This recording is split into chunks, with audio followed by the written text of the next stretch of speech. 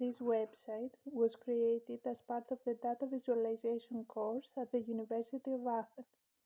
It explores the global and European landscape of HPV-related cancers with a special focus on cervical cancer. The site includes a homepage, the main scrollytelling section, this video presentation, and a credits page.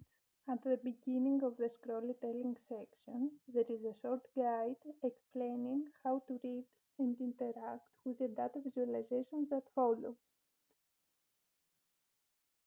The first visualization presents worldwide HPV prevalence among women by age group. Hovering over the chart reveals the specific percentages. Next, we look at the types of HPV most commonly responsible for invasive cervical cancers. Viewers can hover over its data point to explore the details. We then explore cervical cancer incidence rates around the world, standardized by age and grouped by continent. This chart allows viewers to filter by country or incidence range. Following this, there is a global map that tracks whether countries had a national screening program for cervical cancer in selected years.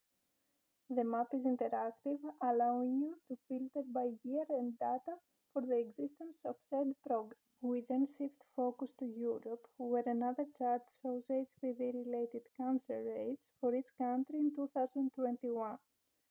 Viewers can explore the data by cancer type or examine age-specific rates by hovering over each country. Further on, the site presents a dynamic visualization showing how HPV vaccine coverage has evolved globally.